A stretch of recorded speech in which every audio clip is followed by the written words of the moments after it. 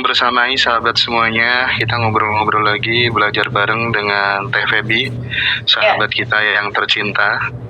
Jadi posisinya Teteh itu bukan guru teman-teman, tapi sahabat, teman dalam bertumbuh begitu ya. Oke, hari ini kita akan ngobrol sesuatu yang sangat penting sekali tentang memperbesar wadah rezeki lewat tabungan semesta. Tapi sebelum itu kita tentu pengen warning gitu ya ke teman-teman semuanya. Kita pengen memberikan informasi bahwa sekali lagi tidak ada, kita tidak bermaksud bahwa metode yang ada di Abundant Revolution ini adalah metode yang terbaik, bukan. Karena lagi-lagi tidak ada metode yang paling baik, paling bagus. Yang ada adalah yang paling cocok ya Teh ya.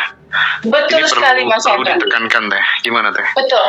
Mas Hendra, kalau dari kemarin kan Mas Hendra terusnya yang nanya ke aku ya. Gantian boleh nggak Mas gantian? Mas Hendra nanya terus ke aku, terus aku jawab ya teman-teman ya. Sekarang aku izin nanya boleh ya Mas? Monggo Teh. Mas Hendra yang jawab. Oke, Mas Hendra, kalau dilihat YouTube Ngaji Roso, pertama kali orang melihat itu pasti kan banyak yang kerut-kerut kening ya. Ini apa YouTube tang-ting tung pembukaannya gitu. Etnik Indonesia banget gitu. Sementara di kita kan multi dimensi ya, baik keyakinan dan lain-lain. Boleh tahu nggak Mas, kenapa sih Ngaji Roso ini beda dari yang lain? Ini pembicaranya banyak yang unik-unik Mas. Banyak yang bener-bener out of the box gitu kan. Nemu aja lagi pembicara yang seru-seru yang kita juga terbengong-bengong. Oh ada ya wawasan seperti ini gitu. Nah aku mau tanya nih Mas Hendra. Awal-awal Ngaji Roso ada, terus dedikasi Mas Hendra menghadirkan narasumber yang begitu banyak warna, dan mungkin pada saat Mas Hendra nanya, belum tentu Mas Hendra pun setuju sama dia. Gitu. Oh iya bener. Belum tentu Mas Hendra tuh suka sama dia, belum tentu Mas Hendra selaras sejalan sama dia. Tapi karena dorongan masyarakat yang pada akhirnya pengen tahu banget sosok ini, jadi Mas Hendra mengizinkan untuk mengantarkan orang ini di wawancara. Padahal belum tentu kamu setuju juga. Mungkin juga kamu berseberangan gitu. Masuk akal juga tuh. Iya, karena aku lihat itu juga yang terjadi sebetulnya sama Mas Hendra. Jadi aku mau tanya, awal-awal gimana sih Mas prosesnya? Ada nggak tantangan mencari, menemukan guru spiritual di seluruh tanah air yang pada akhirnya itu kan jadi narasumbernya Ngaji Roso gitu. Jadi sebetulnya warna latar belakang visi misinya tuh apa sih Mas? Dari apa yang Mas Hendra sajikan ke teman-teman semua gitu, sampai pada akhirnya kita tahu, oh ada ini, oh ada itu, oh ada guru ini, oh ada guru itu, oh ada begini, ada begitu gitu. Karena gini Mas, aku belajar dari pengalaman aku ya, seseorang ketika sudah mencapai satu tingkat spiritual awakening tertentu, dia mulai dipuja nih Mas sama banyak orang. Mulai dipuja, pengikutnya mulai banyak, tapi kebanyakan kita belum memahami bahwa dia juga manusia. Setuju. Dia juga manusia yang pernah salah tentunya, ada plus minusnya dia juga tentunya gitu. Tapi mungkin apa yang dia sampaikan mungkin benar, tapi ketika di-compare sama perilaku kadang-kala kan suka jadi kenapa begini, kenapa begitu gitu. Nah, boleh cerita nggak Mas Hendra? Gimana sih tantangannya mencari guru-guru spiritual yang penuh dengan warna di seluruh Nusantara ini? Bagi dong Mas kisahnya ke kita. Siap ya.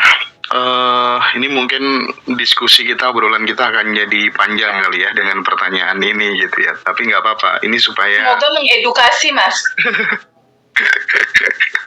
Oke ya teman-teman ya. Saya tidak akan sebut nama siapapun narasumber pada kesempatan kali ini, tapi yang jelas Ngaji Roso yang saat ini, Ngaji Roso yang baru itu, saya berusaha dengan sangat semaksimal mungkin untuk menjadi Ngaji Roso 2.0 gitu ya. Artinya di Ngaji Roso yang dulu tentu banyak sekali narasumber-narasumber sebenarnya yang secara logika, secara nalar, secara rasa itu akhirnya terjadi yang namanya natural selection gitu, seleksi alam gitulah ya. Banyak hal yang kemudian saya tidak cocok, misalnya tidak cocok dalam hal banyak yang namanya seperti yang disampaikan sama Teteh tadi. Narasumber itu kan punya kelebihan, tapi kan dia juga manusia biasa gitu kan. Ketika kemudian dia membutuhkan uang dalam jumlah banyak, akhirnya dia memanfaatkan pengikutnya. Ketika kemudian dia membutuhkan kesenangan-kesenangan, dia memanfaatkan jamaahnya dan lain sebagainya. Itu terjadi, itu tuh pengalaman real ya. Tapi tidak menutup kemungkinan di Ngaji Roso yang saat ini pun saya juga sangat selektif ya. Jadi teman-teman, saya ingin bercerita dari awal barangkali. Suara saya jelas kah? Kecil katanya Mas, kata teman-teman. Tapi tadi dengar jelas. Kalau aku jelas dengar. Oh iya, ya udah abaikan aja yang bilang kecil, berarti yang kecil itu yang bermasalah, bukan suara saya ya. Oke, silakan. Nah, di awal banyak kasus, misalnya kayak kalau kita ngomong tentang guru spiritual gitu ya, kita ngomong soal kiai, kita ngomong soal ustadz, kita ngomong soal mursyid. Yang saya temui, sorry to say, yang saya temui itu tidak sedikit yang memanfaatkan jamaah-jamaahnya. Bahkan misalnya kayak sedekah ekstrim gitu ya. Orang pada gade sertifikat, orang pada gadekan sertifikat untuk sedekah kepada gurunya. Terus kemudian gadekan mobil untuk sedekah kepada gurunya. Ada yang nitipkan mobilnya dipakai karena gurunya diyakini sebagai perwujudan Isa Al-Masih lah. Atau kemudian pokoknya gurunya mendeklar sebagai orang yang paling tercerahkan. Terus kemudian mindset murid-muridnya diperdaya. Terus ada misalnya kalau real case lagi nih, dengan kepentingan tertentu, misalnya kan kadang yang namanya pengikut orang lagi kagum gitu kan, ketika ada masalah gitu kan minta tolong Teh. Betul. Minta tolong Pak Yai, Mbah gitu ya, dan lain sebagainya gitu, diajak janjian gitu. Ada yang dengan ritual-ritual tertentu gitu, yang ritualnya kadang di hotel juga gitu. Nah, itu pun juga terjadi. Ada yang namanya misalnya pembicaranya masih muda, transfer energi, meditasi, buka baju dan lain sebagainya, itu juga terjadi kakak. Jadi maksud saya aku cerita kayak gini tuh, teman-teman kalau kagum sama seseorang, kalau belajar sama seseorang, jangan terlalu taklid gitu. Betul. Makanya kita pengen mengembalikan kepercayaan diri teman-teman semuanya gitu ya. Ingat kata-katanya Cak Nun ya. Itu tuh kata-kata itu tuh menampar banget gitu Teh. Aku sudah tidak percaya dengan manusia jenis dan model apapun yang mengajarkan tentang keabadian dan kesejatian gitu. Jadi kalimat itu benar-benar menampar saya gitu. Bahwa memang oke lah ya, kita belajar kepada seseorang tapi jangan taklid gitu. Maksudnya kalau guru itu sudah melakukan hal-hal yang sekiranya itu bertentangan dengan nalar dan rasa, kita harus benar-benar berani mengambil keputusan gitu. Oh ini nggak masuk akal gitu. Nah, pengalaman seperti inilah Teh kemudian yang membikin saya, kalau saya dulu dikasih tahu sama senior saya tuh, Hen, kamu kalau dalam urusan cinta tuh harus husnudon katanya. Tapi kalau dalam urusan politik tuh harus suudon gitu. Nah, dalam mencari narasumber, dalam nge-host dan lain sebagainya, aku sekarang justru suudon. Ini gimana ya caranya dia cari uang tuh gimana ya? Dan bahkan aku pun sebenarnya bisa nge-track sesuatu yang mungkin orang lain nggak bisa lakukan gitu. Aku ada akses kayak gitu tuh ada gitu untuk memastikan gitu ya. Tapi kan ya nggak semuanya dibegitukan juga lah. Cuman masalahnya di sini adalah lagi-lagi kita pengen mengedukasi, jangan terlalu kagum kalau misalnya guru spiritual atau apapun namanya kiai udah misalnya pengen ngasih kamu ilmu khusus harus ketemu berdua, itu jelas fake lah. Itu jelas Iya. bajingan lah ya. Itu jelas. Jadi gini loh, orang tuh punya kelebihan, oke, ya kan, dia bisa begini bisa begitu gitu kan, tapi kan kamu juga harus waspada ketika kemudian dia lihat cewek cantik killer itu kan, kamu juga harus tahu gitu, orang itu ada sisi manusianya yang kayak gitu. Makanya sekarang heboh kan kasus kiai yang mencabuli Iya, santrinya betul. sampai berapa gitu ya. Itu udah apa ya, semacam kayak cerita umum. Sekarang orang udah mulai aware, nggak usah apa tuh namanya, nggak usah, kita juga nggak perlu menghujat-hujat siapapun, toh kadang kelakuan kita juga kemungkinan kalau dapat kesempatan yang sama juga akan seperti itu juga gitu. Artinya mulai saat ini, ayo kita bener-bener, oke lah, kita butuh yang namanya guidance gitu ya. Tapi kita jangan sampai kemudian melekat dan jangan percaya kalau ini adalah metode terbaik. Kalau Betul. nggak ikut seperti aku, ini nanti kamu nggak bisa selamat dan lain sebagainya dan seterusnya gitu. Nah, hal-hal seperti ini perlu kita encourage terus teman-teman, supaya makin benar-benar menyelami dirinya sendiri gitu ya. Tidak gampang diperdaya, tidak gampang dipermainkan pikirannya oleh entah guru spiritual, entah mursyid, entah kiai, ya, entah ulama, entah coach pengembangan diri pun sekalipun. Nggak boleh terlalu bertaklid gitu. Jadi temukan kemerdekaan dirinya teman-teman sendiri gitu ya. Jangan terlalu samikna wa atokna, disuruh sedekah gini nurut, disuruh telanjang nurut, itu tuh sorry teman-teman, mohon maaf, itu real terjadi di mana-mana. Makanya teman-teman hati-hati kalau belajar, ya. Jadi jangan terlalu kagum sama seseorang. Jadi kita warning semuanya. Saya banyak melihat realita kayak begini. Nggak peduli mau itu dibungkus pakai religi, pakai spiritualitas, pakai silsilah nabi lah, habaib lah, dan lain sebagainya lah, sama. Tapi memang nggak bisa digeneralisir juga, yang baik juga ada gitu ya. Makanya lagi-lagi tools yang Tuhan kasih ke kita itu adalah nalar dan rasa.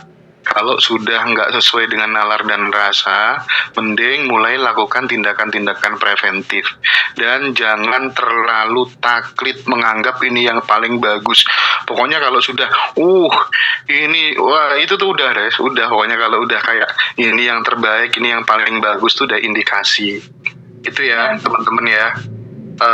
Jadi saya tidak bermaksud untuk mendiskreditkan siapapun, tetapi lagi-lagi saya ingin mengingatkan, mengirimkan pesan kepada semuanya, kita belajar sebatas belajar, ya, jangan terlalu taklid sama guru, jangan terlalu melekat sama guru, harus tetap gunakan nalar dan rasa. Itu sih Teh. Jadi sampai saat ini pun saya juga tetap berjuang melakukan memfilter gitu, dan indikasinya ketika kemudian saya sudah melihat sesuatu yang nggak beres, pasti akan saya tinggalkan kok, saya nggak akan wawancara lagi kok. Tapi bukan berarti semuanya yang nggak diwawancara sama ngaji Rasul lagi bermasalah, nggak begitu juga gitu ya. Iya. Nah itu sih kurang lebihnya begitu Teh Feby. Nanti kalau diteruskan nggak selesai nggak kelar kita nggak jadi Kita wawancara. nggak dengerin wawancara teman-teman yang manifest untuk kita bagi. Ya, Mas Hendra, terima kasih banyak atas pengalaman yang tersampaikan. Tentunya apa yang Mas Hendra sampaikan itu real, yang terjadi di dalam realita yang Mas Hendra betul-betul dengar, rasakan, dan alami lewat begitu banyak pengalaman gitu. Di sini betul seperti apa yang Mas Hendra bilang, sebetulnya guru, teman, coach, atau apapun nama itu disebut ya, sebetulnya kamulah guru dirimu sendiri, itu kamu gitu. Seperti yang aku setuju banget Bapak Mardi Guwowi bilang, Mas Hendra, gurunya tuh kamu gitu loh, kamu loh gurunya. Jadi sebetulnya kalau kamu mau merenungkan ya, ketika ada seseorang yang hadir dalam kehidupan kamu, dia memberikan pengetahuan spiritual awakening atau apapun itu, dia bertugas hanya mengantarkan kamu untuk ketemu sejatinya dirimu, ketemu kebahagiaanmu, ketemu kelimpahanmu. Hanya mengantarkan, tanpa minta dipuji, tanpa minta di-labeling apapun. Karena sebetulnya itu nggak perlu, Mas Hendra. Labeling-labeling itu terhadap seseorang itu nggak perlu. Kenapa? Dalemannya sama, Mas. Kelimpahan di dalam diri setiap manusia itu sebetulnya sama sebetulnya. Bedanya hanya kebetulan sebagian orang sudah melewati fase itu gitu.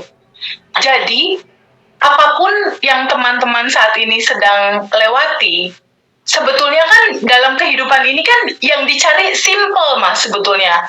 Kebahagiaan, sebetulnya.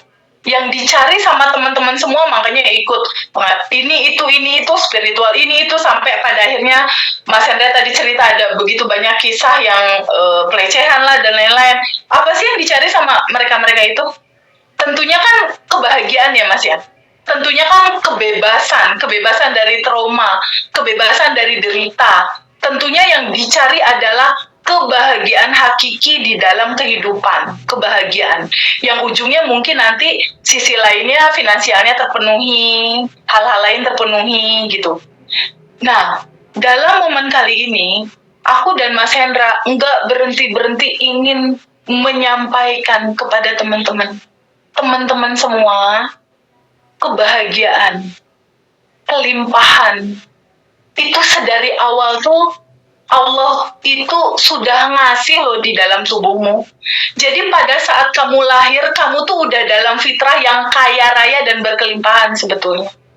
Jadi fitrahmu tuh udah kaya gitu.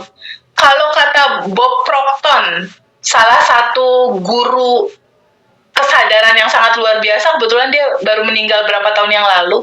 Bob Proctor tuh pernah bilang bahwa kita terlahir sudah kaya gitu. Siapapun manusianya terlahir sebetulnya sudah kaya sebetulnya. Dan kekayaan itulah yang harus kamu temukan di dalam kehidupanmu. Dan itu nggak sulit, teman-teman. Nggak sulit. Ketika kamu terbuka untuk menyadari itu, jalan itu udah pasti akan hadir dalam kehidupan kamu gitu. Dan aku cuma pengen cerita sama teman-teman bahwa teman-teman, di dalam start apapun saat ini teman-teman, TVB aku lagi terluka, TVB aku lagi jatuh, TVB aku lagi bangkrut, TVB aku lagi minus, aku lagi kacau, aku lagi penuh dengan sesuatu yang enggak di dalam vibrasi yang tinggi, enggak positif, enggak bagus, enggak apa-apa gitu. Jadi Mas Hendra, di sini aku mau bilang untuk teman-teman yang saat ini menyaksikan Zoom kali ini, mau dari manapun teman-teman berangkat, jujur aja atas apa adanya diri kamu sekarang. Kalau saat ini teman-teman lagi merasa kacau, enggak apa-apa, terima aja, aku dalam fase ini. Kalau saat ini teman-teman lagi merasa ketakutan, kebingungan, ya nggak apa-apa. Aku memang masih dalam fase ini. Tapi satu hal yang aku ingin sampaikan ke teman-teman semua.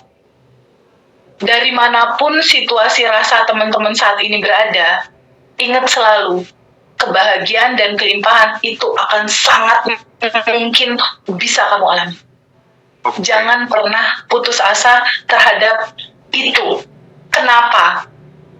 Karena gini Mas Hendra, pada saat seseorang lahir, itu tuh lahir udah dengan fasilitas itu, Mas. Lahirnya tuh udah dengan fasilitas itu, gitu. Jadi, hari ini aku ingin sampaikan ke teman-teman semua, bahwa apa yang mau kita ceritakan nih, aku dan Mas Hendra ceritakan kali ini hak hidupnya teman-teman loh, untuk menerima warisan kelimpahan ini, gitu loh. Kamu nggak perlu untuk memuja-muja siapapun, sebetulnya yang terlalu berlebihan, nggak perlu. Kalaupun misalnya dia menyampaikan sesuatu yang baik, ya udah cukup terima, respect, nggak perlu berlebihan. Kenapa? Karena sebetulnya warisan terindahnya ada di dalam tubuhmu sendiri sebetulnya. Dan kalaupun semua itu berjalan dalam fase kehidupanmu, tetap kuncinya itu nggak bisa cuma sekedar kamu ngedengerin doang, terus nggak ada perubahan habit, nggak ada perubahan rutinitas kamu. Kamu tetap aja melangsungkan rutinitas pagi hari mengeluh, siang kesel, malam mengeluh, mau tidur kesel lagi. Terus kamu dengerin tuh pencerahan-pencerahan, tapi sikap kamu, mental kamu, mindset kamu tetap begitu, ya nggak berubah juga gitu. Jadi harus ada keputusan dari kamunya untuk merubah cara kamu merespon terhadap kehidupan ini. Cara kamu pagi hari aku harus sudah mulai berubah. Kalau dulu pagi hari narik napas kamu mengeluh, mulai sekarang aku tarik napas, aku mau bersyukur. Nah itu dari perubahan-perubahan kecil gitu dulu aja dimulai, sehingga perubahan nasibmu akan sangat terlihat karena kamu memulai daily rutinmu sudah berubah gitu. Kenapa seperti itu? Karena realita hidup ini tuh cuma sekedar gambaran cerminan. Apa yang terjadi dalam realitamu, itulah cerminan batinmu. Kalau data di batinmu, datamu, program-programmu, pola-pola hidupmu tidak berubah di batin, jangan pernah bermimpi mau berubah di realita. Pasti nggak berubah. Kalau kamu masih punya luka, kesel disimpan terus kamu nggak mau meringankan tubuhmu, nggak mau melepaskannya, yang realitamu akan tetap pantulan dalam gitu. Jadi kembali lagi seperti yang tadi disambung sama Mas Hendra, di sini kita ingin betul-betul mengingatkan ke teman-teman semua, kamulah guru sejati dirimu sendiri. Iya Teh. Cari harta karun di dalam dirimu sehingga kamu nggak terluka sama orang lain. Sedikit menambahkan Teh barangkali. Iya Mas. Jadi kalau kita ngomong narasumber di Ngaji Roso itu kan kalau pas acara offline gitu kan mereka pada kagum semuanya gitu Teh ya. Iya. Biasanya kayak gitu kan. Tapi kan itu terjadi karena mereka melihat narasumber tuh dari jarak jauh. Betul. Belum pernah melakukan zoom in gitu dengan narasumbernya langsung gitu. Belum pernah melakukan hubungan dengan narasumber misalnya dalam finansial, dalam hal-hal lain gitu. Artinya di sini saya ingin menekankan gitu. Kadang kita kagum sama seseorang karena kita belum tahu lebih dekat orang itu seperti apa gitu loh. Ya nggak sih? Nah, makanya lagi-lagi ini penting untuk kita melakukan semacam kayak filter gitu barangkali ya TVB ya. Jadi kagum itu pada keilmuannya, pada knowledge-nya, pada experience-nya gitu ya, bukan pada sosoknya. Gitu. Ya. Karena kalau udah terjebak di sosok itu biasanya nanti mulai nggak benar, kita akan mulai silo, ketemu guru-guru yang menyilaukan gitulah ya. Nah, ini penting untuk kita elaborasi ke teman-teman semuanya gitu ya. Oke. Masya Allah Mas. Iya, karena memang pengalaman berbicara gitu. Aku banyak melihat hal-hal yang aduh kok gini ya gitu kan. Akhirnya waduh ini teman-teman harus dikasih tahu lah ya. Ya betul. Sekarang kita akan mulai. Ini apa sih pada ngetik ruame banget, agendakan di Solo, di Bali, di Solo, di Bali. Request 4 Mas. Iya deh, di Jakarta dulu dong. Jakarta dulu ya, tanggal 23 kita ketemu ya. Kita kumpul di Jakarta ya, tanggal 23. Oke, kita lanjut ya. Sekarang kita ngomong sesuai dengan tema ya Teh ya. Memperbesar wadah rezeki lewat tabungan semesta. Oke Mas, gimana nih kita mau gali? Apa kira-kira tanda-tandanya bahwa rezeki kita itu wadahnya itu masih kecil? Nah, ini kan penting gitu. Nah, pada saat wadah rezeki makin terlihat kecil, supaya jadi besar harus bagaimana? Apa yang harus dilakukan secara fisiologis, secara psikologis gitu ya, actionnya harus bagaimana gitu supaya wadah rezeki yang kecil ini menjadi besar. Mungkin berangkat dari situ dulu kali Teh. Iya, Mas Hendra. Oke. Memperbesar wadah rezeki lewat tabungan semesta. Nah, kita lihat secara judul ya. Memperbesar wadah rezeki lewat tabungan semesta. Pada saat Allah, Tuhan, semesta atau apapun nama itu mau kamu sebut, menghadirkan kita di kehidupan ini itu bukan untuk sesuatu yang sia-sia.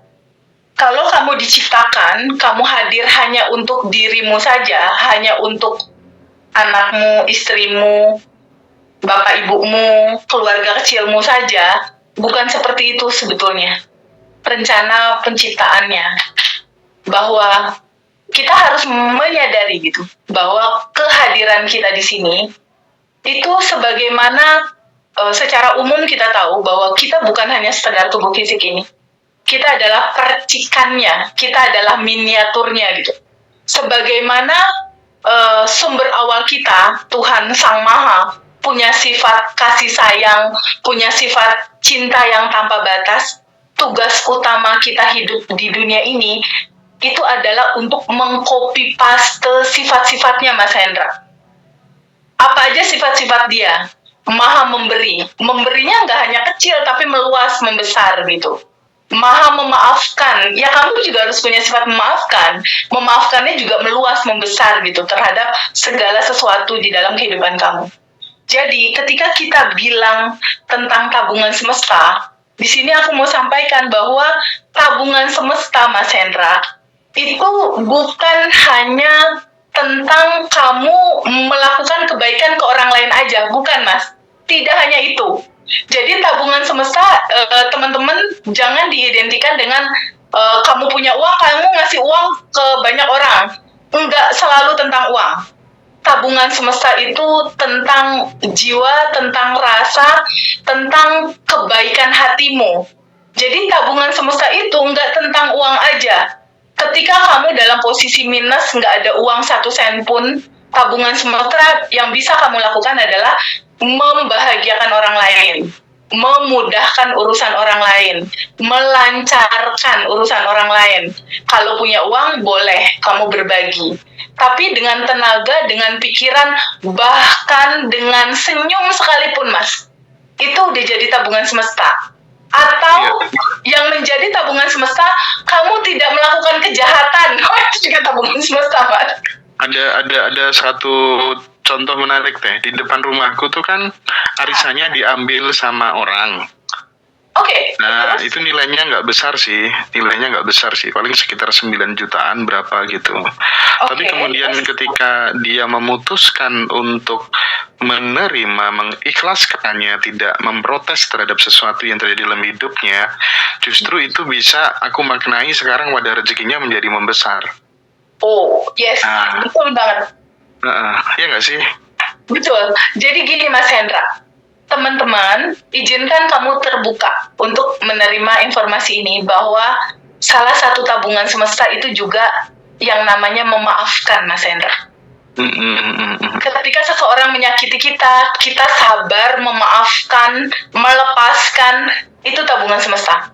Ketika kamu menderita, kamu mengalami satu situasi yang berat dalam kehidupan kamu, kamu sabar, kamu mengikhlaskan, kamu melepaskan, kamu melarutkan, itu juga tabungan semesta. Itu juga tabungan semesta. Aku ingat banget Mas Hendra, waktu itu mamaku pernah ditanya sama alumni yang main ke rumah pada saat suamiku meninggal. Pada saat suamiku meninggal, aku nggak terlalu reaktif untuk nangis yang wah, kayak nggak nerima semua ini. Aku belajar untuk melihat kehidupan lebih jernih lagi, bahwa suamiku cuma beda tempat doang gitu. Sebetulnya dia selalu ada secara jiwa. Nah, kesabaran dalam menghadapi apapun situasi yang terjadi di dalam kehidupan kita, itu pun tabungan semesta. Rilis itu juga tabungan semesta, Mas. Kamu melepaskan, mengikhlaskan, lalu kamu membuat tubuhmu menjadi ringan. Kan kalau kamu nyimpen dendam ya, kamu nyimpen kecewa, Mas, kamu nyimpen dongkol sama mantan-mantan teman-teman rekan kerjamu misalnya. Kamu nyimpen begitu banyak beban di tubuhmu, Mas. Ketika kamu ikhlas, melepaskan, merelakan, mengalirkan, itu tabungan semesta, Mas Hendra. itu jadi tabungan semesta. Orang lain punya utang ke kita, ternyata orang itu udah di PHK misalnya, benar-benar nggak ada uang misalnya, terus kita mau nagih nggak tega gitu, waduh dia udah nggak daya lagi, lalu kita bilang, ibu nggak apa-apa, kita ikhlaskan, semoga rezekinya berkah buat ibu. Itu pun tabungan semesta. Nah, ngomong-ngomong soal tabungan semesta, teman kita, siapa tuh namanya Simren ya. Iya. Simren tuh menarik. Dia sering menukar tabungan semesta dia untuk kesuksesan adik-adiknya. Ini juga terjadi di beberapa guruku dulu melakukan hal yang sama. Bahkan kalau kita dulu pernah dengar kalau ngaji itu kan ada cerita pemuda yang tersesat di dalam guanya ketutup batu. Itu kan pemuda pertama berdoa, ya Allah Tuhan aku pernah berbuat baik ini, aku pernah menolong orang ini, tiba-tiba terbuka sedikit. Nah itu kan moral story-nya kan. Jadi yang menolong kita itu ya tabungan energi kita sendiri gitu. Nah makanya kalau dalam konsep Jawa juga diajarkan kan, sing nandur bakal ngunduh gitu. Ada hukum kausalitas gitu. Siapa yang menanam akan memanen. Nah makanya rumus sederhananya sebenarnya teh, kita berbuat baik secara random, kita berbuat baik secara acak, semampu kita dengan seluruh potensi yang kita miliki, tidak hanya uang, tapi juga tenaga, pikiran, perasaan, memaafkan, semuanya itu akan menjadi pupuk buat apa yang kita inginkan. Nah makanya kalau tabungan energinya banyak, doa apa-apa juga gampang terjadi gitu, kurang lebihnya gitu ya Teh ya. Betul sekali Mas Hendra, dan itu sedini mungkin harus kita tularkan Mas ke anak-anak kita. Karena kalau lihat dari perjalanan hidupnya Mbak Sim, itu betul-betul sedari kecil dia kan Mas. Dari kecil sampai sekarang dia hidup penuh dengan kemudahan karena memang dari kecilnya udah begitu gitu. Jadi mungkin Mas Hendra, aku dan teman-teman lain, anakku masih kecil Mas, 4 tahun Al, Adam 7 tahun, Rara 12 tahun. Itu kalau misalnya mau urusan mengalirkan itu aku ajak itu mereka. Aku ajak mereka, sampai lucu kalau setiap nenek-nenek Al, Adam tuh selalu aja ibu 5.000. Sih ada satu kisah lucu waktu itu Rara waktu masih kecil. Ada temen aku datang sama kakaknya kebetulan udah tua, udah kakek gitu ya, kakak tertua dia. Kakak tertua dia itu punya perkebunan sawit di Riau. Datanglah ke aku ke Bandung, orang kaya Mas. Datanglah, aku kebetulan lagi keluar rumah, temanku aku bilang itu ada kamar tamu kosong, boleh kamar 1 boleh pakai, kamar 2 boleh pakai. Mereka di luar. Lalu gak lama aku pulang ke rumah. Pas pulang ke rumah, Rara ngeliat ada kakek-kakek. Di mindset Rara semua kakek-kakek sama dia harus dikasih duit. Iya, paham. Ibu, aku minta 5.000 uang aku ya, tiba-tiba Lara lari ke kakek-kakek. Lalu dia bilang, kakek ini buat kakek. Karena udah jadi habit ya. Iya sih, penting itu salah satu cara untuk menanamkan keberlimpahan kepada anak mulai dari dini ya, dengan mengajaknya terus berbagi sih. Dan meskipun nggak diajak pun kadang kayak gitu secara DNA itu udah nular tertransformasi dengan sendiri sih biasanya, sepengetahuanku begitu. Tapi yang jelas kalau misalnya teman-teman mau bukti pengen anak-anaknya nanti sukses dalam waktu yang lebih cepat gitu, ya mulai sekarang dibiasakan aja untuk berbagi, peduli sama kanan kiri gitu.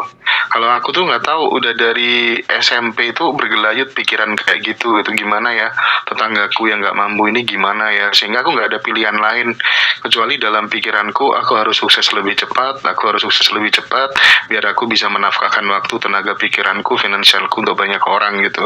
Sehingga ya kita kayak berbagi, kayak memberi itu udah kalau nggak gitu tuh kayak nggak enak aja gitu. Iya nggak sih?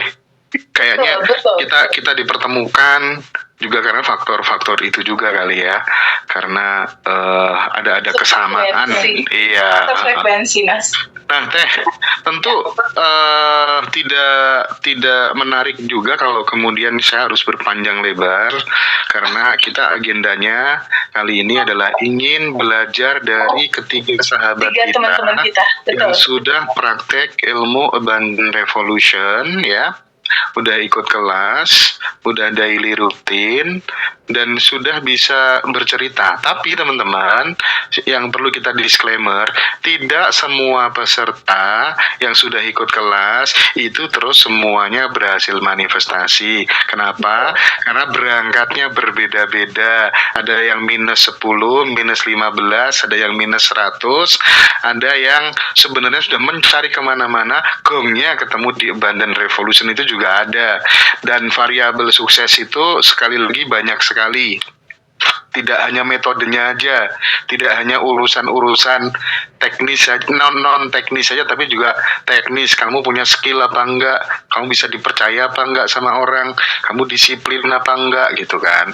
Nah, oleh sebab itu nanti akan dieksplor, akan dielaborasi sama TVB supaya bisa menjadi pembelajaran bagi kita semuanya. Dan tidak lupa buat teman-teman yang baru join mungkin di TikTok yang live, yang belum tahu Abundant Revolution itu apa, pengen icip-icip ilmunya, nanti bisa join di Quantum Alignment tanggal 8 Juni. Ya. Kalau yang kelas offline online-nya Abundant Revolution tanggal 23 Mei. 23 Mei. Lokasinya di Jakarta, Grand Orchard, itu offline dan online. Teman-teman bisa ikut salah satunya ya. Terus yang mau ketemu sama Pak Mardigu, sama TVB, sama Mbak Amanda, kita belajar meditasi inner child, belajar vision board. Nanti TVB juga ngajar the creative consciousness sama 30 daily rutin yang premium, dan ada ilmu baru dari Teta yang akan dieksplor di Yogyakarta nanti spesial buat ini tuh persembahan terbaik Ngaji Roso Bootcamp yang pertama. Dan ada Pak Mardigu Wowi ya, Bosman Mardigu akan bicara tentang subliminal program dan mengaktifkan ide-ide besar yang bernilai miliaran. Itu nanti start jam 9 pagi sampai jam 10 malam sahabat. Lokasinya di Hotel Royal Ambarukmo, Yogyakarta. Sekarang yang daftar udah 75 orang ya, silahkan karena seatnya terbatas. Nanti teman-teman bisa juga online juga ya, online dan offline, ini hybrid konsep kelasnya. TVB monggo teman-teman yang mau cerita tentang manifestasinya mungkin bisa dipersilakan teh. Ya Mas Hendra, terima kasih banyak untuk cerita manifestasi pertama dari teman-teman. Di sini aku mau sampaikan Mas Hendra bahwa Abundant Revolution goals-nya itu bukan hanya tentang uang dan uang, bukan teman-teman, bukan itu. Jadi kalau teman-teman masuk kelas Abundant Revolution berharap uangnya langsung berkelimpahan, utangnya tiba-tiba langsung lunas, kayaknya nggak begitu gitu. Bukan tentang uang dan uang, bukan. Tetapi materi Abundant Revolution ini murni materi tentang mengenal self-konsepnya kamu, konsep siapakah dirimu. Jadi utamanya itu adalah kamu tahu identitas aslimu tuh siapa sih. Itu Abundant Revolution sebetulnya. Kenapa? Jadi start pertama itu cerita uangnya tuh cuma efek dominonya aja. Tapi utama dari materi ini adalah startnya dari kamu tahu dalam sebuah kesadaran kamu tuh siapa gitu. Karena dasar pondasi kesadaran inilah yang merubah semua realitamu ke depan ketika kamu udah mulai sadar tentang kamu siapa, tentang konsep dirimu, kamu siapa. Startnya dari situ. Kalau kamu melihat dirimu si kekurangan itu, ya itu yang akan kamu tuai. Jadi kerangka pondasinya ini yang dikuatkan di Abundant Revolution untuk kamu lihat dirimu siapa. Nah, berikutnya ketika kamu tahu dirimu siapa, manifestasi terbesarnya itu bukan uang yang pertama, bukan. Jadi kalau teman-teman yang pengen benar-benar magic langsung dapat uang, sebetulnya salah alamat. Bukan itu dulu. Manifestasi salah alamat, Mas. Sebetulnya memang bukan itu dulu, Mas. Karena yang paling pertama menjadi acuan utama manifestasi terbesar dalam kehidupan kamu itu adalah kebebasan, Mas. Rasa bebas dulu. Kamu ketemu kesadaran ini, kamu merasa bebas plong dulu terhadap semua beban-beban, sampah-sampah emosi di dalam dirimu berupa trauma, belief, labeling, segala hal yang memberatkan tubuhmu. Jadi manifestasi pertama itu adalah kesadaran kamu bertemu siapa dirimu. Lalu berikutnya manifestasi terbesar dirimu, kamu ketemu tenang dulu. Ketemu plong dulu, ketemu bebas dulu, ketemu tenang dulu, ketemu damai dulu. Itu nggak bisa langsung ketemu uang dulu, Mas. Nggak bisa, Mas. Iya. Karena nggak bisa langsung ke sana.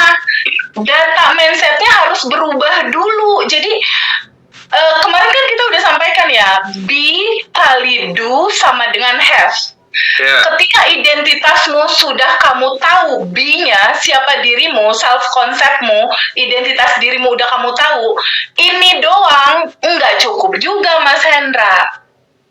Secara mental doang nggak cukup, harus tetap dikali do, harus tetap dikali action.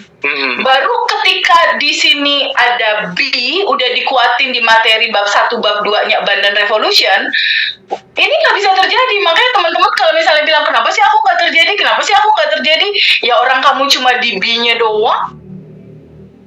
Identitas diri kamu dikali do adalah action. Action itu apa? Action merubah habit, action merubah sikap kamu, action merubah behavior kamu, gedein lagi kejujuran, gedein lagi kapasitas, gedein lagi keberanian, gedein lagi, itu kan di do-nya. Nah, be kali do jadilah manifestasi gitu. Jadi cerita kelimpahan uang itu terakhir.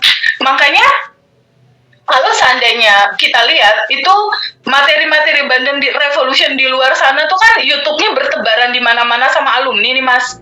Nah, padahal sejatinya dari sisi kita sendiri ini gambaran manifestasi terbesar kesadaran ini dulu ketemu, lalu baru ketemu tenang, ketemu damai, daily rutin dijalanin dengan sabar, baru satu-satu hal lain ini terjadi dalam kehidupan kita. Nah, itulah yang terjadi sama 3 orang teman kita saat ini, Mas Hendra.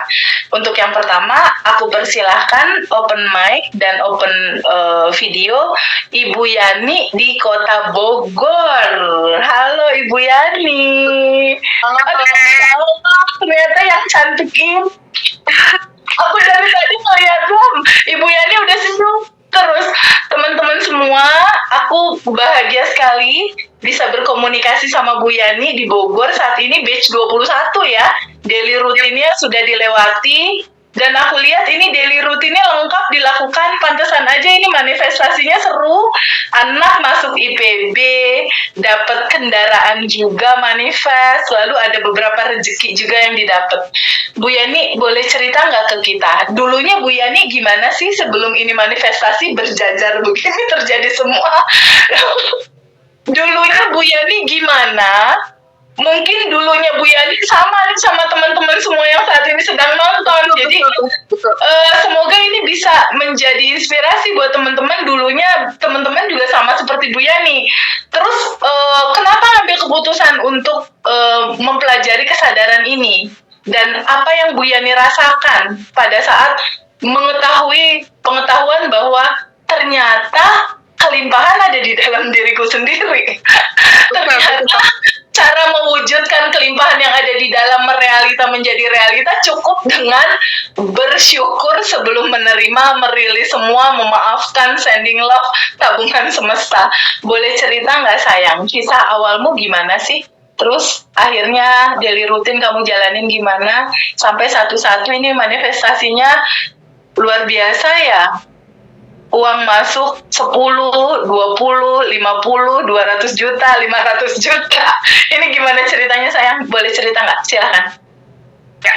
Ya, terima kasih Teh Febi, juga Ngaji Roso untuk kesempatan saya bisa bergabung di Zoom kali ini. Juga saya ucapkan terima kasih buat Umi Salama dan Mbak Suci. Ya, yang membimbing saya. Betul, yang membimbing ya. grup OPS. Selama ini kan oleh Japrinya sama Teh Suci sama Umi sama. Kemarin pada datang di Surabaya itu. Terima kasih untuk alumni yang selalu saling menolong. Betul Teh. Jadi begini Teh, awal mulanya saya kenal ngaji Rasul AR itu awalnya dari teman. Teman saya memberi video YouTube Teteh itu yang Quantum Jam 10 juta kalau nggak salah itu. Ya. Nah di situ teman saya tuh melihat saya banyak banget masalah gitu dalam hidup saya gitu Teh. Jadi pertama kali saya kenal AR itu di September 2025. Saya ikut Zoom spesial di tanggal 11 September.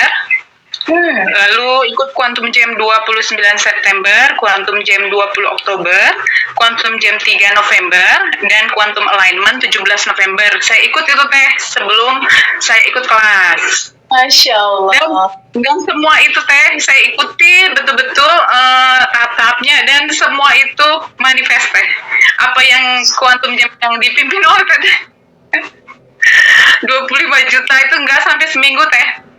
Lalu setiap saya ikut Zoom dengan Teteh itu sampai belum seminggu manifest. Saya pikir ini luar biasa gitu loh. Sebenarnya Teh, saya itu nggak pernah bukan ke situ.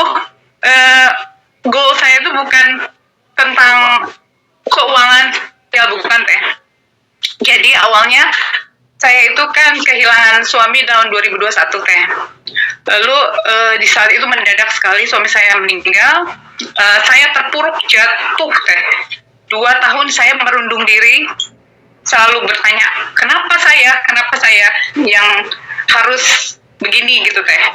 Lalu saya why me terus selama 2 tahun saya dalam kedukaan. Kemudian datang terus masalah ke dalam diri saya Teh. Semakin seperti sudah jatuh tertimpa tangga pula gitu Teh. Jadi uangnya itu dari anak-anak Teh. Jadi secara maksudnya finansial jadi bukan fokus ke saya sebenarnya Teh. Masalah yang timbul yang paling berat setelah saya merundung diri itu Teh, anak yang kedua saya dia terdiagnosa bipolar.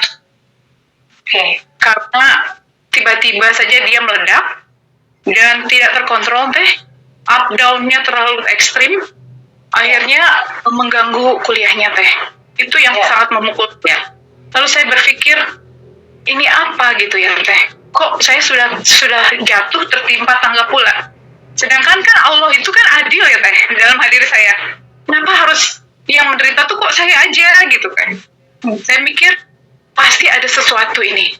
Ada sesuatu, nggak mungkin Allah itu tidak adil gitu. Pasti setiap orang punya hak yang sama gitu kan Teh? Betul. Dan saya temukan itu di AR, luar biasa Teh. Di bab 1, itu yang membuat saya benar-benar yakin bahwa inilah jalannya. Selama ini saya udah ikut macam-macam sih Teh. Banyak gitu untuk membantu anak saya sebenarnya untuk kesehatannya ya Teh. Ingin lalu pada saat itu anak saya yang pertama juga kesulitan mencari pekerjaan Teh, karena selama 1 tahun ya setelah suami saya wafat gitu. Jadi pokoknya saya tuh di titik paling rendah gitu. Kebetulan maaf Teh, saya ini seorang dokter gigi ya. Pekerjaan saya juga terganggu Teh. Klinik saya 1 merosot. Lalu saya bilang teman saya yang melihat keadaan saya langsung coba nonton deh videonya TVB katanya, itu daging semua kata dia gitu, mungkin bisa membantu kamu mengatasi masalah-masalahmu. Nah setelah itu Teh, saya ikut kelas AR 21 ya Teh. Ya, batch itu betul-betul batch 21. Saya ikuti semua daily rutinnya dengan detail gitu Teh. Saya yakin itu mudah-mudahan inilah jalannya untuk kesembuhan anak nih ya Teh sebenarnya awalnya.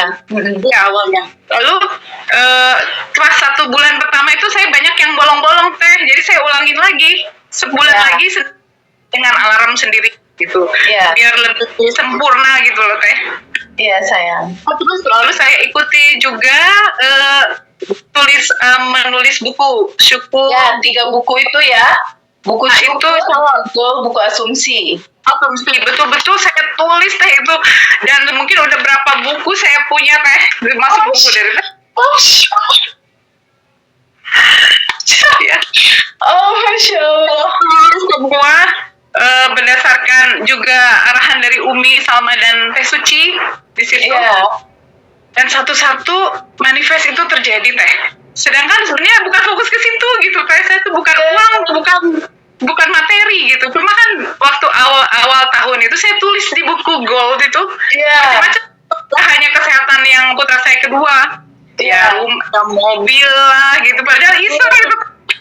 Iya, karena kamu melepaskan ya pada saat nulis kamu udah lupain gitu kan sebetulnya. Betul, jadi saya tulis mobil, kemudian anak saya masuk ke kedokteran dengan jalur yang paling murah gitu, yang bungsu, kemudian kesehatan anak saya ya udah pasti itu teh udah berlembar-lembar kalau untuk yang nomor 2. Terus anak saya yang di Abu Dhabi. Iya. Saya yang pertama itu kan kerja di Abu Dhabi teh. Ini yang manifest. Pertama sih sebenarnya ketenangan jiwa ya teh. Ketenangan jiwa, kebahagiaan itu datang lagi. Selama ini hilang hampir 5 tahun ya teh, dari 2021 kan teh. Allah. Itu pakai apa? Pakai sadar nafas syukur sayang pagi-pagi. Itu pagi-pagi teh. Setiap pagi itu saya jalan pagi kan. Selamat jalan pagi. Itu saya merilis di situ dengan jalan sambil rilis. Saya dengan panduan itu teh rekaman suara teteh yang di quantum alignment. Iya, audio ya. Aku sama Pak itu, Masya Allah, Mas Hendra, makasih ya audionya boleh disebarkan. Ya betul, quantum alignment itu yang ada ya. Jadi beautiful assumption, kemudian Allah 3 audio itu ya. Allah. Ya itu saya tiap hari dari terakhir saya ikut alignment itu teh. Mantap. Jadi tiap pagi saya dengarkan itu di telinga. Terus saya jalan sambil saya melihat langit saya buang seperti tadi bilang balonnya lepaskan gitu. Betul. Itu rilis rutin pasti teh pagi dan ya udah dari itu juga kemudian sadar nafas syukur udah pasti sesering mungkin teh ya, karena itu membuat hatiku benar-benar tenang. Jadi kalau anak saya sedang tiba-tiba dia manik atau dia depres itu saya bisa tarik nafas, tenangkan diri saya dulu. Jadi lebih bisa kontrol dia gitu teh. Sebelumnya dia panik, saya panik teh. Iya. Itu yang membuat saya benar-benar luar biasa sekali teh ilmunya, menolong banget. Allah Maha Baik saya. Alarm yang ada 1 jam sekali ya.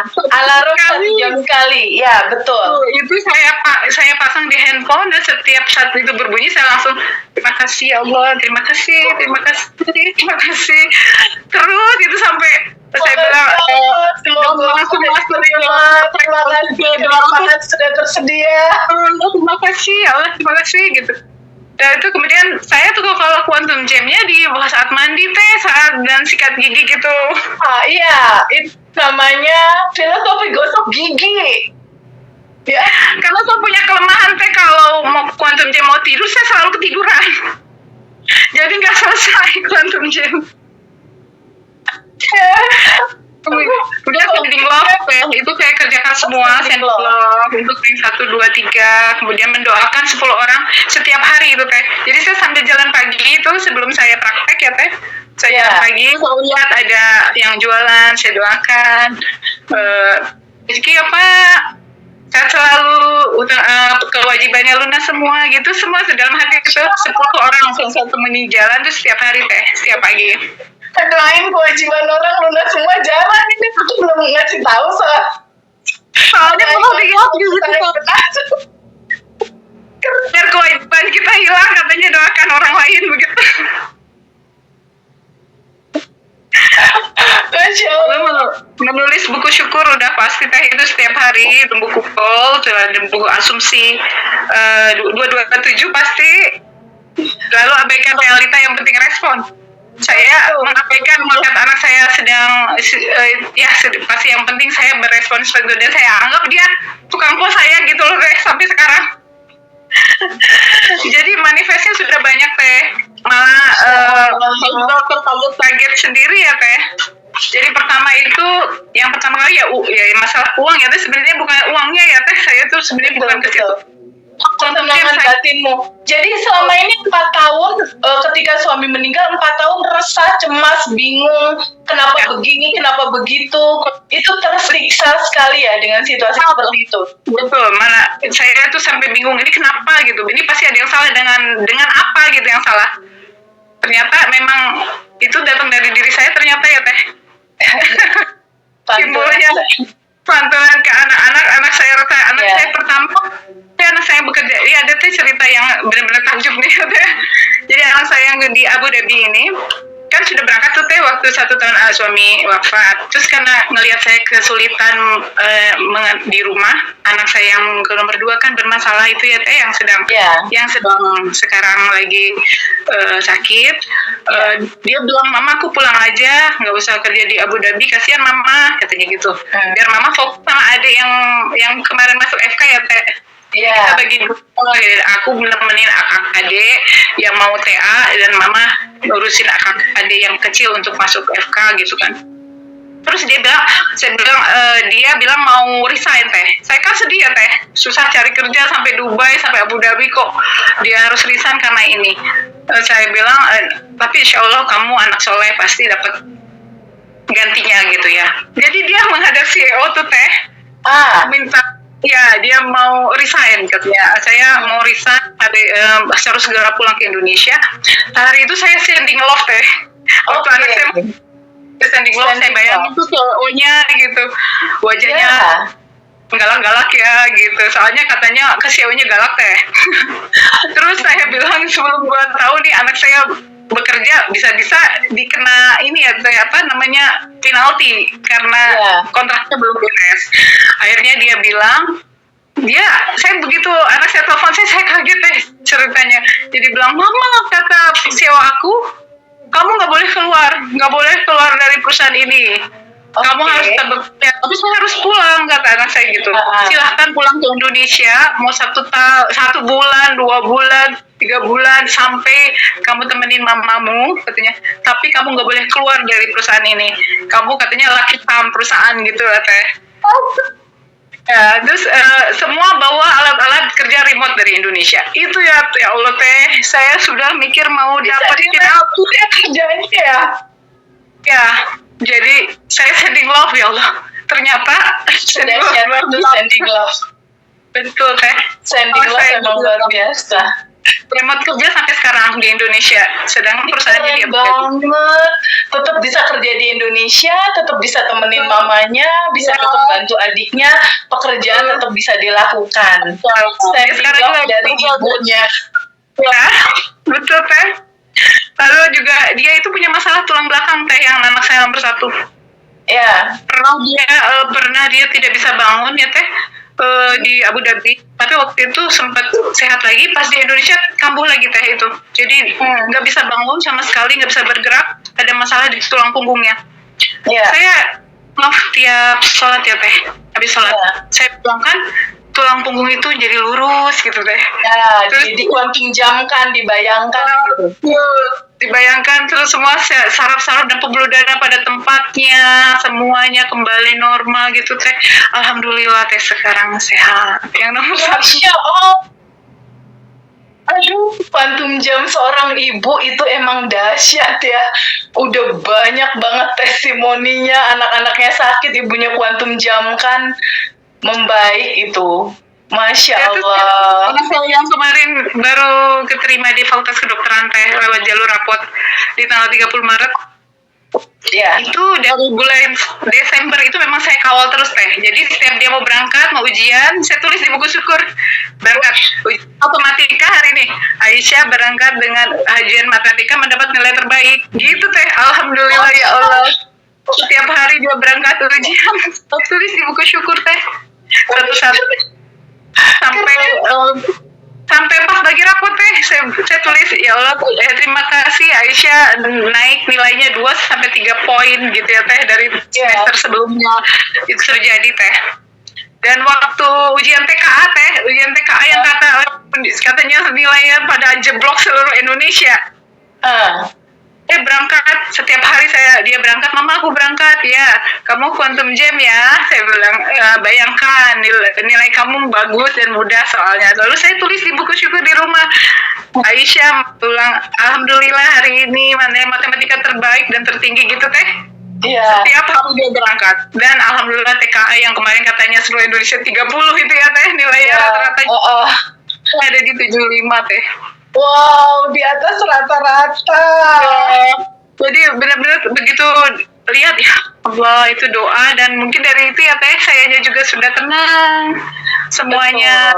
Mudah itu datang teh, sampai takjub sendiri begitu kemarin masuk ke FKIPB itu dia memang ya termasuk yang di eligible-nya baik ya teh, bagus gitu, dan alhamdulillah masuk tanggal 30 kemarin teh. Masya Allah.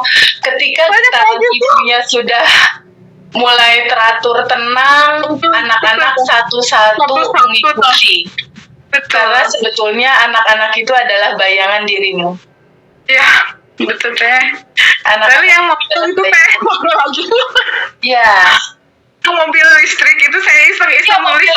Gimana mobil listrik, sayang?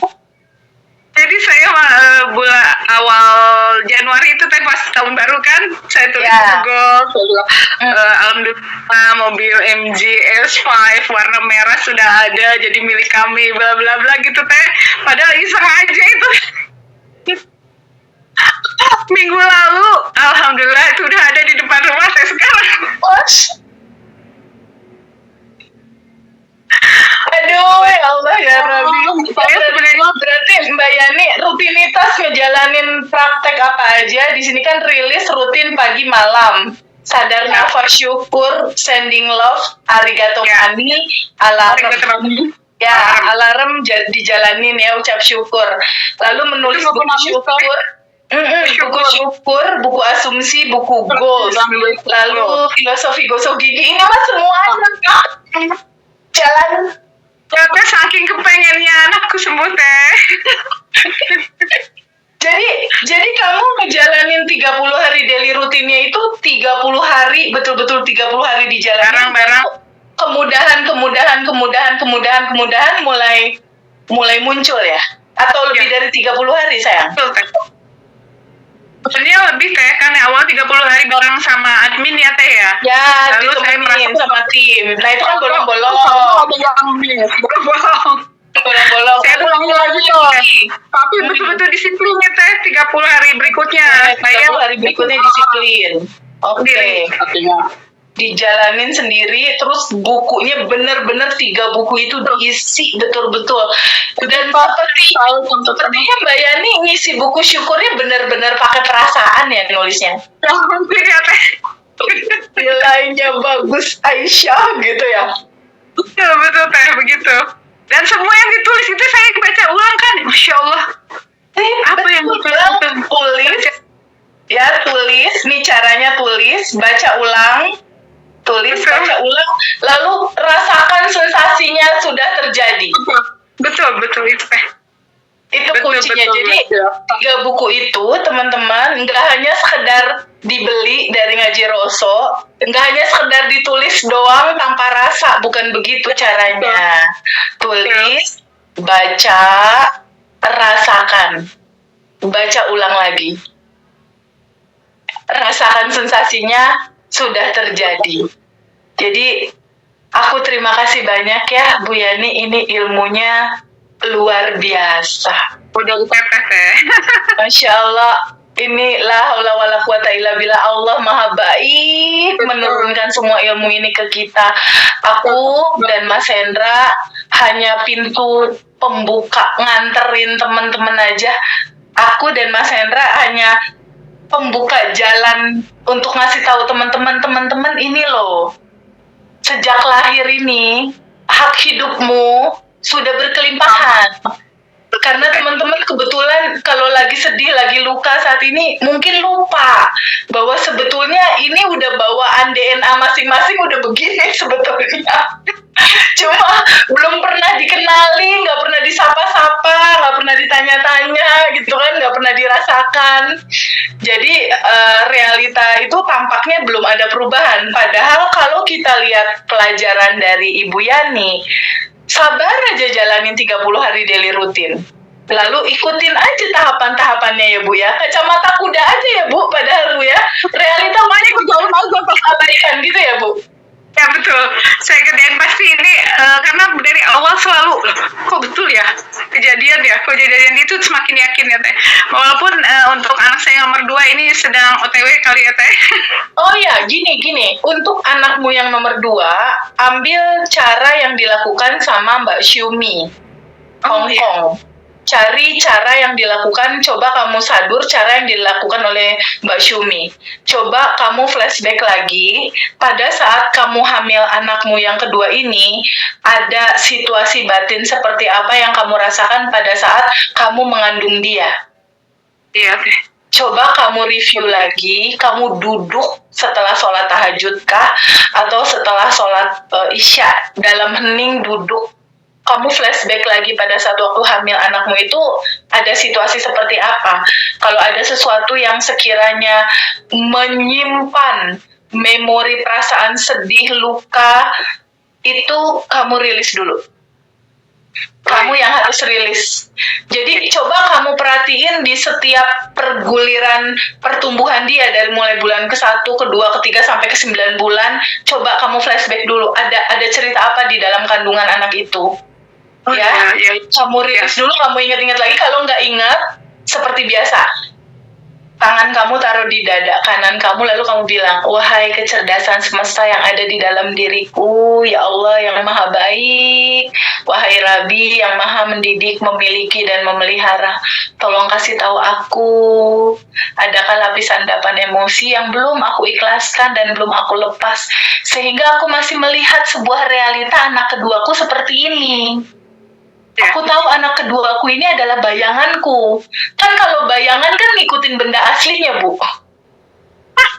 Bener nggak? Bayangan kan cuma pantulan. Jadi kamunya yang harus merilis dulu. Lalu pelan-pelan mulai ikutin cara Mbak Xiumi. Mbak Xiumi itu keren banget caranya. Nanti nomor teleponnya boleh nanti berbagi nomor telepon sesama alumni. Mbak Xiumi itu pada saat anaknya waktu itu mau bekerja nggak tembus-tembus pekerjaannya, dia flashback lagi waktu anak ini di dalam kandungan seperti apa. Ternyata waktu itu dia ingat bahwa anaknya waktu masih di dalam kandungan itu pernah ada situasi yang nggak menyenangkan lah. Lalu dia rilis. Lalu dia masuk dalam memori anaknya. Jadi Mbak Yani pelan-pelan menjadi anakmu yang kedua dan kamu merilis seakan-akan kamu adalah anakmu. Oke. Ya, sudah pernah dicoba. Ya, itu alam Mbak Sumi kemarin seperti itu. Waktu anaknya nggak dapat pekerjaan dan lama kerjaannya nggak dapat. Dia merilis waktu anak itu di dalam kandungan, merilis kisah masa kecil, lalu dia flashback menjadi anak itu untuk ngebantuin dia rilis seperti anak itu. Jadi bayangkan kamu seperti anakmu itu, bantu dia rilis. Kan anakmu nggak bisa ngerilis kan? Karena susah untuk diceritain. Nah, kamu aja yang rilis as dia, menjadi dia. Kamu aja yang rilis. Bayangkan kamu adalah dia, bayangkan kamu adalah anakmu, kamu rilis aja satu-satu. Sekiranya ketika anak itu mengalami satu sisi yang tadi kamu kasih judul bipolar, di mana emosinya meledak-meledak, ini kan sebetulnya ada yang tersimpan nggak mengalir, sayang. Betul. Ada sesuatu yang dia pendam, dia simpan nggak mengalir, ke-trigger sedikit meledak gitu loh. Jadi ini betul-betul ibunya dulu aja yang harus bantu anaknya. Gitu ya sayang ya. Betulnya dewasa Teh dua-dua gitu nggak bisa ya Teh? Nggak masalah. Anaknya Bu Xiumi juga umur segini kok. Akhirnya apa? Akhirnya anak itu udah bisa bekerja loh di tempat yang memang Mbak Sumi kuantum jam kan. Tapi kamu butuh sabar. Kalau kata dosenku dulu, itu proses perubahannya itu bisa di 1 bulan, bisa di 3 bulan, bisa di 6 bulan, bisa di 9 bulan. Tergantung. Tapi sekarang juga mulai terlihat Teh biasanya dia tuh sangat ini ya teh. Sekarang udah 3 minggu sekali tuh udah ada dia tenang gitu teh. Dulu rasanya hampir setiap hari ya. Saya juga bilang nanti Hanif ketemu Teh Febi ya. Saya bilang gitu. Teh Febi itu siapa? Sampai saya tulis di buku gaul ini teh. Sama. Bahwa saya ingin baru nanti Hanif private sama Teh Febi. Masya Allah, iya. Tulis aja di buku asumsi, sayang. Tulis di buku asumsimu. Realitaku saat ini, Hanif membaik, sehat, seperti apa yang kamu mau. Kamu tulis saja di buku realita. Kejadian saat ini belum seperti apa yang kamu inginkan, abaikan dulu. Pegang asumsimu. Pegang asumsimu, itu kuncinya, pegang asumsimu. Karena sebetulnya Hanif yang sehat, Hanif yang soleh, pinter, bager, itu udah ada sebetulnya. Ya. Masalah Memang itu perubahannya mendadak. Perubahannya mendadak terjadi tahun 2021 itu kan? Iya. Sebelumnya baik-baik saja gitu kan? Ya, nggak apa-apa. Jadi ibunya aja yang rilis ya. Mbak Yani, makasih banyak. Terima kasih sharingnya. Mbak Yani, kalau seandainya ada teman-teman yang lain nih yang alami seperti kamu, ada situasi jatuh tertimpa tangga, jatuh seperti yang kurang lebih kamu alami. Saran pertama yang ingin kamu sampaikan ke teman-teman yang saat ini sedang dengar nih, ada live TikTok, ada di Zoom kali ini, ketika teman-teman masih ngalamin situasi yang kamu dulu terpuruk, bingung, harus mulai dari mana, harus apa, harus gimana, boleh kasih saran nggak? Apa yang harus teman-teman lakukan? Saranmu apa, sayang? Ya, pertama itu teh yang saya alami lah ya teh. Jadi yakinkan dulu yang di bab 1 teh itu, siapa diri kita sebenarnya, adalah percikannya yang tanpa batas ya teh. Ya. Dan semua mempunyai hak yang sama. Jadi yang saat itu sedang jatuh pun harusnya dia memiliki kelimpahan itu gitu. Berarti ada sesuatu dalam diri kita sendiri yang harus kita benahi itu teh. Dan pertama itu bab 1 itu yang diperkuat lagi, bahwa setelah itu jadi terangkat gitu teh. Oh, aku tuh sebenarnya berkelimpahan. Harusnya tidak begini gitu teh. Ya, betul. Itu sebenarnya teh. Sayangku, terima kasih. Luar biasa Ibu Yani.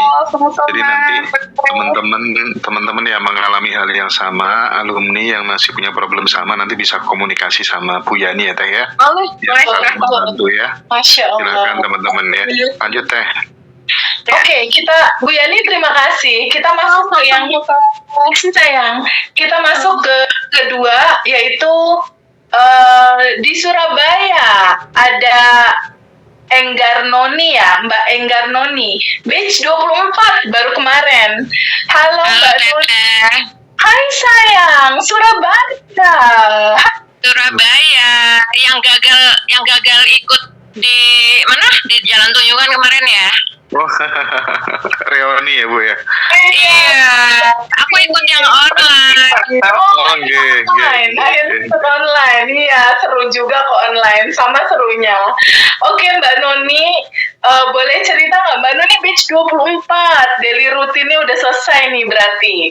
Boleh cerita nggak Mbak, sebelum belajar sampai pada akhirnya sudah melewati, apa yang bisa di-share sama kita tentang pengalamanmu melewati daily rutin, dan sebelum belajar sama setelah melewati daily rutin ini, setelah kamu tahu siapakah dirimu, sekarang udah mulai tahu nih, oh cara kerja sistem semesta bekerja dalam kehidupanku tuh hanya memantulkan dalam nih. Orang lain semua yang men-trigger ini tukang pos ternyata. Nah, boleh cerita nggak sayang? Gimana cerita serunya? Silahkan sayang.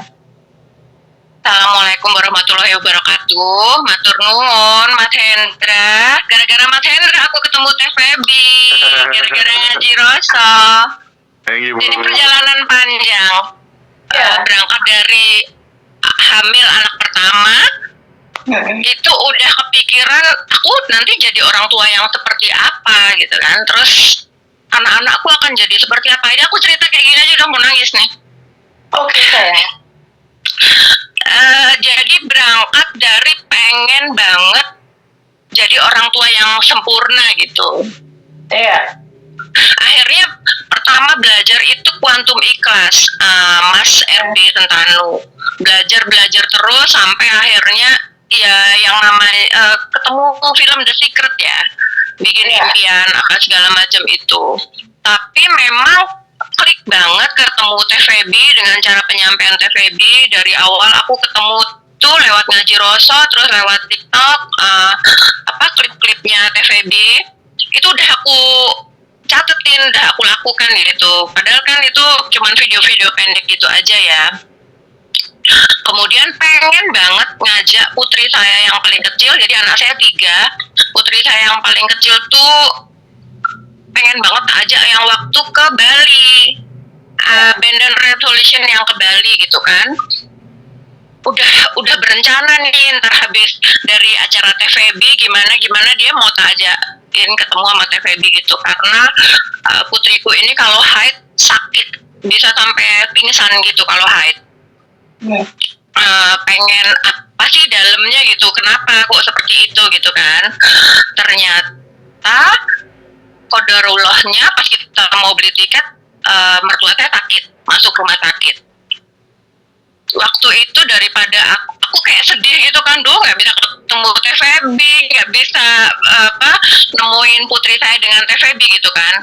Tapi saya mikir lagi, oh ini tabungan semesta nih kayaknya udah dikirim gitu kan, harus ngerawat beliau gitu. Jadi ya udahlah, yang tadinya agak melo akhirnya membalikkan mindset itu bahwa ya udah ini tabungan semesta yang harus dengan sukacita saya penuhi gitu kan. Udah waktu itu bersamaan juga dengan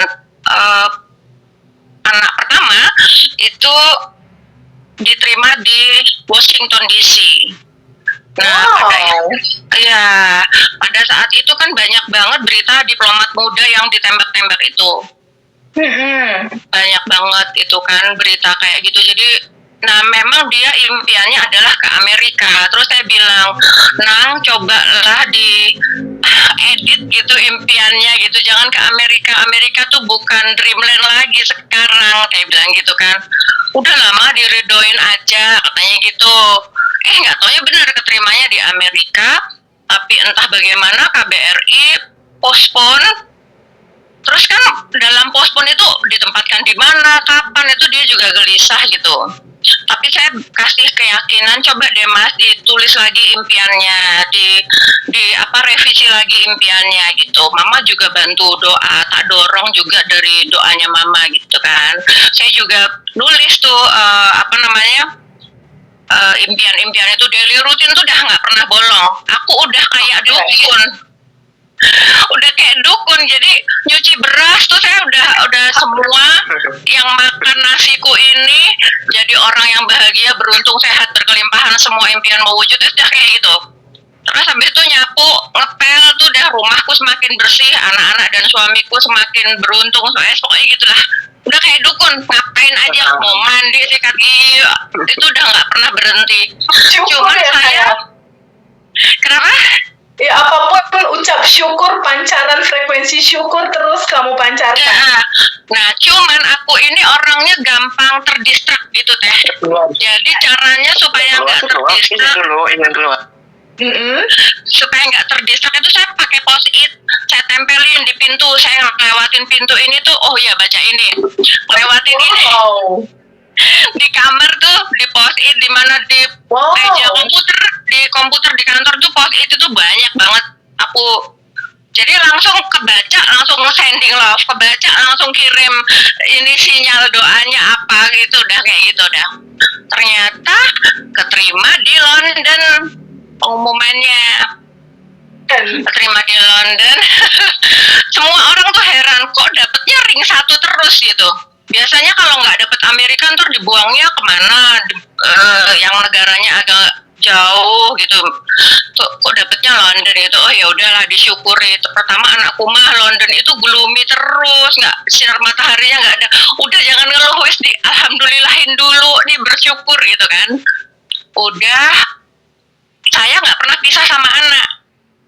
lagi keluar lagi insecure, overthinking dan lain sebagainya tuh ya. Post-it itu sampai tak tempel. Kayak orang gila dah.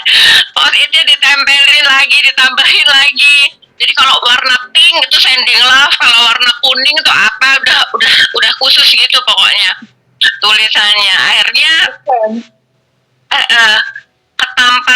bukan ketampar lagi ya, dapat berita lagi bahwa ternyata pound sterling itu tinggi banget kan, 23.700. Iya, betul. Iya, di satu sisi tuh kayak, nanti gimana makannya di sana, sekali makan 500.000. Berarti emang dia mau keluarga.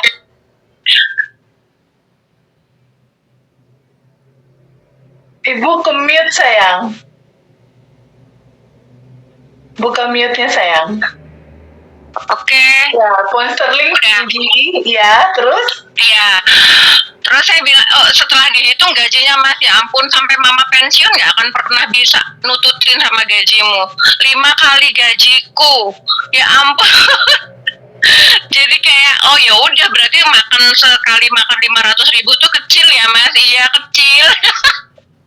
Cuman ibunya mikir makan nasi rendang aja 500.000 gitu kan. Udah nyampe di sana. Bentar sebelum nyampe di sana saya kan ikut Abundant Revolution yang 24 ya, batch 24. Nah jadi sebelum anakku berangkat aku buatin buku. Semua step-step Abundant Revolution itu 30 daily routine tuh saya tulis di situ. Sama wejangan emak-emak lah, ala emak-emak. Nanti kalau ketemu ini harus, maksudnya ketemu sama workmate yang lebih tua harus gimana, yang lebih muda gimana, kayak gitu. Itu semua udah tak tulis di bukunya. Termasuk saya juga nulis ada halaman yang saya kosongin, impian kamu 1 tahun, 3 tahun, 5 tahun ke depan apa. Jadi step-step itu. Ya, terus habis itu HP-nya aku tulisin alarm bangun pagi, jurnal syukur. Jadi di alarm dan dia nggak tahu itu, dia bilang di pesawat apa nih, pesawat menuju ke mana, London tuh, dia bilang apa nih, mama nih mesti nulis jurnal syukur Mas jamnya, ntar jam segini ngapain tuh di alarm handphone tak tulisin kayak gitu. Kemudian saya pakai Google Calendar. Google Calendar tuh tak masukin. Jadi kita berlima, saya, suami sama anak 3 tuh Google Calendarnya saya masukin daily rutinnya Teh Feby. Jadi diwarisin ke anaknya, keren ini ibu yang keren banget. Iya, alhamdulillah. Terus pas udah nyampe di London, ternyata dari 60 pegawai dia paling muda. Kemudian Pak Dubesnya sayang banget sama Mas. Biasanya kalau ada pegawai baru gitu dia agak cuek. Ini tuh hari ketiga udah dipanggil, udah dievaluasi, udah dikasih masukan dan lain sebagainya gitu. Alhamdulillah. Terus sekarang ya alhamdulillah hari-harinya sama Pak Dubes. Kemudian banyak banget kita tuh nggak suka lele di rumah. Saya nggak suka lele. Jadi selama seumur hidup nggak pernah makan lele. Tapi di London tiba-tiba dia dikasih penyetan lele. Dia bilang gini, ya ampun mah, ada penyetan di London. Dia bilang ya, ternyata lele tuh enak mah. Jadi hal-hal kecil tuh kita mensyukuri sampai akhirnya berbuah jadi hal besar. Kemudian cerita sebelum batch 4, putri saya ikut Putri Indonesia Jawa Timur, peserta termuda, umurnya masih 19 tahun waktu itu, saingannya udah S1, S2 dan lain sebagainya. Waktu malam mau karantina, itu kan persiapan di hotel, saya nemenin sehari. Jadi pembekalan waktu mau kayak deep interview gitu, dia udah grogi kan, udah mules, udah kemana gitu. Saya ajarin semua ilmunya Teh Feby yang saya dapat dari clipping TikTok. Jadi bikin dan alhamdulillahnya juara 2, jadi runner up 1. Selamat. Runner up 1, runner up 1 Jawa Timur, yang kemudian juara satunya itu sampai internasional. Si saingan di atasnya, jadi si juara satunya itu ya aku mikirnya ya udahlah, anak umur 19 tahun dengan pencapaian seperti itu Awal yang oke. Iya, apalagi waktu itu dia keluar masuk UGD karena height-nya itu teh. Oke, ya.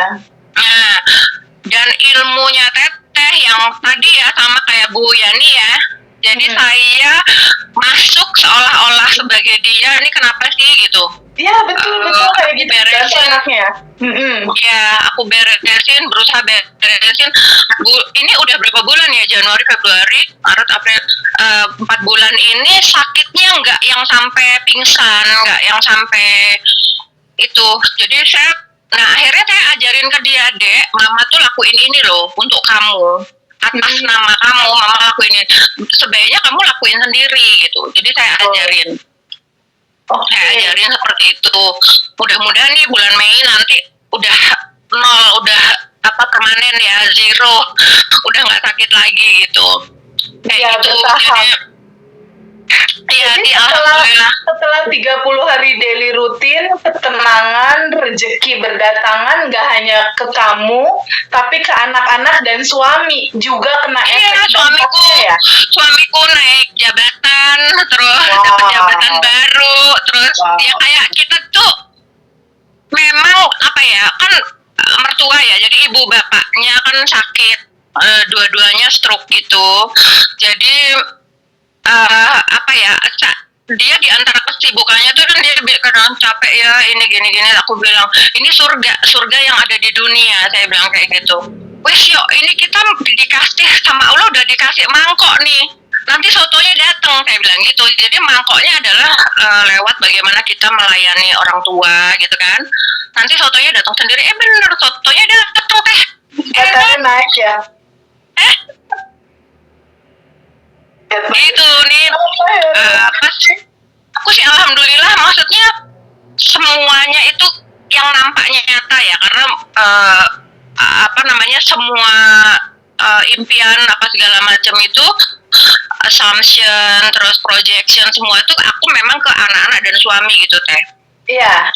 Cuman terakhir kan katanya kalau pengen dapat lebih gede lagi ya wadahnya harus dibesarin gitu kan. Jadi aku tambah lagi. Misal kayak yang paling simpel sih sebenarnya kalau mau tabungan semesta tuh mendoakan seluruh umat Nabi Muhammad gitu ya, meminta ampunan agar diterima taubatan nasuha kita. Itu sesimpel itu kalau pada saat sholat subuh dan tahajud ya. Tapi kalau kayak tadi mendoakan 10 orang yang kita pertama ketemu segala macam, terus ya aku karena ada tabungan semestaku di mertua ya teh ya, jadi gampang, nggak usah nyari kemana-mana.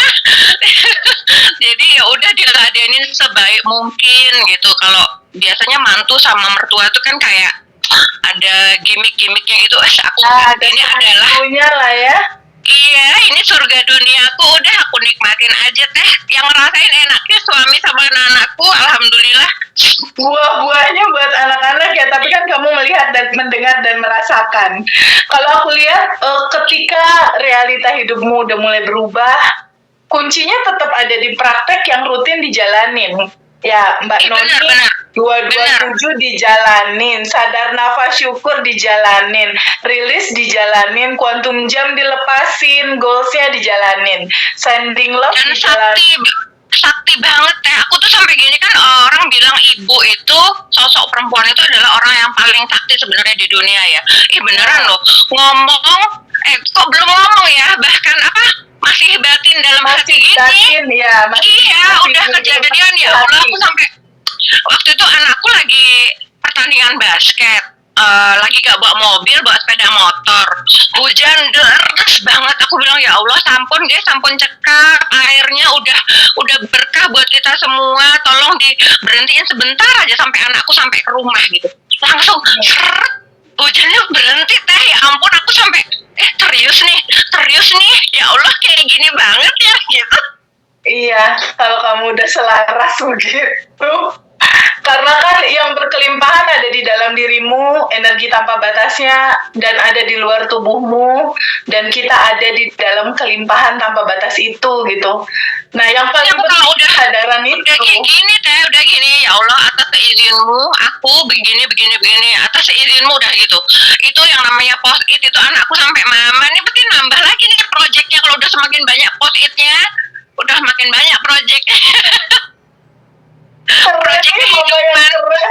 Mama post it. Tapi aku bahagia sekali dengar kisahmu bahwa materi ini tidak hanya terjadi pada dirimu, anak-anakmu juga sudah mulai diwarisi. Itu indah sekali sayang. Karena itu adalah warisan paling besar yang bisa kamu berikan untuk anak-anakmu. Bukan uang, Iya tapi benar. kesadaran ini. Dan kemarin tuh gongnya tuh kemarin aku ajak nonton film Michael Jackson. Spoiler nih. Aku Iya. ajak nonton film Michael Jackson, kan ada tuh yang impian-impian gitu. Mama banget gitu, terus keluarnya tuh di depan orang banyak. Aku dipeluk, makasih ya mama, selama ini udah jadi dukunnya kita gitu. Dengan post-it itu. Sama Michael Jackson juga lakukan hal yang sama ternyata. Iya, sekeren itu memang. Sekeren itu. Kalau aku ngambil cuplikan kisah ya bukan kisah ya, kemarin kan kita ada acara di Surabaya ya Mbak. Ada mystery guest kita kan. Mystery guest kita tuh kasih sedikit bocoran waktu itu ada di acara reuni Bandan Revolution Surabaya. Bahwa jangan pernah kamu takut untuk bermimpi. Karena resiko dari mimpi besarmu itu adalah terjadi atau kejadian. Benar. Itu kan memang butuh keberanian gitu, butuh seru ya Mbak. Udah dianggap orang gila, bodoh amat teh. Mau post it di mana-mana, sampai akhirnya office boy yang biasa ngebersihin mejaku tuh sampai dia bilang gini, Mama Eng, ini beneran ya bisa dilakuin gitu. Iya nggak apa-apa kalau anaknya lagi sakit, anakmu kalau lagi sakit pengen sembuh, minta aja ke Allah, bilang yang kamu mau apa kayak gitu. Jadi akhirnya dia bilang iya bener anakku sembuh. Kalau sekarang lagi orang nanya musim pancaroba, musim sakit, saya enggak. Musim kaya nih, musim banyak duit, udah gitu aja, ngapain musim bikin sakit? asumsi sendiri ya, kamu bikin asumsi Iya bener teh, bener. Terus 3 buku itu dijalanin Kak sayang, buku goals, buku syukur, buku asumsi diisi. Itu berseri-seri. Aku sayangnya lagi di mobil teh. Kalau di meja kerja aku, jadi aku punya dua seri ya. Jadi satu seri aku nulisnya di rumah 3 buku itu, satu seri lagi khusus ada di kantor. Jadi kalau di kantor dasarnya aku manusia post-it. Jadi kalau di kantor ya udah aku tulis tapi dipindahin di buku, nggak di post-it. Jadi aku punya versi di kantor sama versi di rumah teh bukunya. Nah, teman-teman di sini perlu tahu bahwa apa yang kamu tulis dengan segenap hatimu, kamu tulis dengan rasamu, yang kamu tulis itu lewat tanganmu, susunan syaraf di tanganmu, itu membuat tulisan itu masuk menjadi data di bawah sadar. Ketika itu masuk menjadi data, itu seru. Iya, gimana sayang? Aku setiap Sabtu punya ritual, setiap Sabtu yang udah terjadi aku stabiloin. Jadi yang udah wujud, aku stabiloin, terus ya karena orang Jawa ya, matur nuwun ya Allah, terus aku tanda tangan di samping tulisan itu. Nah, ada buku yang udah bertahun-tahun yang lalu gitu ya, kalau ngelihat itu kayak jadi loopingnya adalah looping kebahagiaan, kebersyukuran gitu teh. Jadi karena membaca yang tahun sebelumnya kan gitu kan. Orang kan loopingnya looping penderitaan, kalau kamu quantum jamnya berulang. Iya bener kayak gitu. Nih cuman aku lagi ada satu PR nih ya, jualan tanah di Twitter belum laku-laku. Kayaknya harus di sending love dulu sayang. Iya itu makanya ada yang karena pewarisnya kan 3 orang. Ini aku lagi menselaraskan kakak-kakakku teh supaya sama-sama sending love kakak-kakakmu, sending love kakak-kakakmu. Kirim mereka semua pesan jiwa yang indah gitu. Sending love. Kita zoomin sampai teh, kita zoom. Ya. Yang tadinya nggak ngobrol satu sama lain, tuh sampai aku buatin Zoom, kita yasin bareng, terus habis kita pelukan virtual tapi pakai Zoom. Manis. Iya, keren banget Mbak Noni, makasih banyak, insight-nya luar biasa sekali. Semoga ini menginspirasi. Apa yang kamu ceritakan pada teman-teman ini adalah bentuk pay it forward atau mengalirkan kembali cerita indah kesadaran ini kepada banyak teman-teman.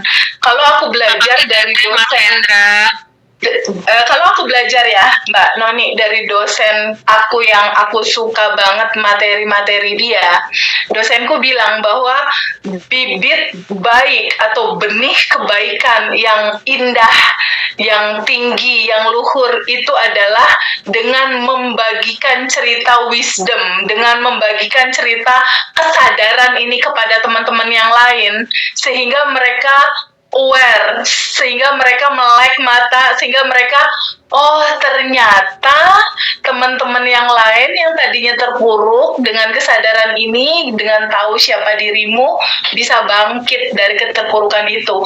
Itu adalah bibit wisdom atau bibit kebijaksanaan. Dan bibit wisdom itu kalau dari materi-materi kelas-kelas aku yang pernah aku ikutin sebelum-sebelumnya, bibit wisdom itu bibit untuk segalanya.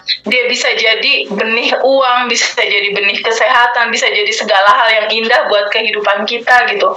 Jadi jangan pernah sungkan untuk menceritakan tentang kesadaran ini kepada orang-orang yang kita sayang, terutama anak-anakmu, suamimu, kakakmu, adikmu gitu. Karena tujuan utama kita hidup sebetulnya untuk kamu mengetahui bahwa sejatinya diri kamu itu adalah makhluk berkelimpahan sedari awal. Mau di titik apapun saat ini kamu beranjak atau dalam posisi situasi seperti apapun, nggak masalah. Misalnya kamu lagi luka, lagi sedih, lagi cemas, lagi belum baik-baik aja, nggak apa-apa.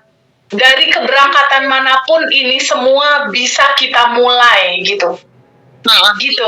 Mbak Noni, makasih sendiri ya, Pari. Ya, terima kasih banyak atas sharingnya. Thank you. Kalau dari kisahmu, Mbak, ketika teman-teman dalam posisi terpuruk, saranmu apa? Apa yang harus mereka lakukan terlebih dahulu untuk mereka pada akhirnya bisa mengalami seperti yang kamu rasakan? Saranmu apa? Ketika mereka dalam posisi sudah jatuh tertimpa tangga. Saranmu apa, Mbak? Yang paling sering saya kasih ke mereka menular apa yang dapat dari Teteh sama Mas Hendra Ngaji Roso itu bahwa kita adalah percikannya. Yang paling gampang karena saya Islam, paling gampang Al-Fatihah. Kenapa Al-Fatihah? Karena di depan Al-Fatihah itu sudah Alhamdulillahirabbil alamin. Udah bersyukur dulu kan? Bersyukur, udah itu menyadari bahwa kita adalah percikannya, kita bersyukur dengan bahwa kita ini tercipta dengan segala keistimewaan itu, dengan diinstal energi bahagia, energi kecerdasan. Jadi ya dimulai dari alhamdulillah dulu. Orang kalau udah nyebut alhamdulillah itu pasti dia ngedrive-nya ke kanan ya Teh ya. Kebersyukurannya diutamain dulu gitu. Walaupun sesedih apapun atau terpuruk apapun, ngucap alhamdulillah aja dulu. Jadi mulainya alhamdulillah dulu, Al-Fatihah gitu Teh. Kalau aku dari situ sih. Setuju banget Mbak, sangat setuju sekali. Jadi buat teman-teman seperti saran Mbak Noni tadi, Mbak Noni saat ini udah luar biasa ya, seru ya, tenang, rezekinya nggak hanya buat dia tapi tertular juga nih biasnya ke anak-anak dia. Suaminya jadi naik jabatan, anaknya juga jadi ada progres luar biasa, kesehatan juga bertumbuh untuk anak-anaknya. Diawali dari kamu kenal dulu siapa dirimu, lalu mulailah dengan rasa syukur di titik sekarang posisi teman-teman saat ini, gitu ya Mbak Noni. Mbak Noni, kalau kita bersyukur kan ditambah terus ya Teh ya. Betul, sesuai dengan surat Ibrahim ayat 7. Pada saat kamu bersyukur, pasti nikmatmu aku tambahkan. Aku tambah nikmat ini kepadamu, kutambahkan terus. Jadi, kembali ini dua orang yang testimoni luar biasa sekali ya. ini membuktikan bahwa praktek itu penting, gak cuma sekedar aku kan udah di batch 2, kok belum manifest ya? Pertanyaannya, daily rutinnya dijalanin nggak? Jadi lifestyle hidupnya nggak, gitu kan? Itu yang penting. Sama Oke? itu teh kalau udah di stabilo, kadang-kadang kalau nggak di stabilo kan kayak kita mungkin manusia kebanyakan dari kita itu adalah ukurannya uang ya. Ya. Nah, padahal misal sekedar kayak contoh nih ya, tanggal tua makan es krim Häagen-Dazs. Häagen-Dazs itu kan ya lumayan ya harganya ya teh ya. Itu kan pencapaian yang menurutku ya kalau kita tulis dan pada saat kita udah udah makan tuh kayak nggak bersyukur gitu. Tapi pada saat kita baca lagi dan mau di stabilo, loh tercapai kok ini. Ya alhamdulillah gitu loh. Kadang-kadang mungkin teman-teman banyak yang mengukurnya dari uang masalahnya. Pencapaian kecil tuh makanya perlu di stabilo itu teh. Kalau aku ya, aku gitu sih. Penanda ini sudah terjadi, ini sudah terjadi, ini sudah terjadi, sudah terjadi, itu penting juga untuk pada akhirnya kita ngeliat, oh banyak ya yang banyak, iya itu bener, nggak cuma uang miliaran, Häagen-Dazs aja udah jadi wah bersyukur banget. Udah bisa kita syukuri ya. Mbak Noni, makasih banyak. Masya Allah. Thank you Surabaya. Sampai ketemu nanti kita sayang. I love you Mbak Noni. Thank you.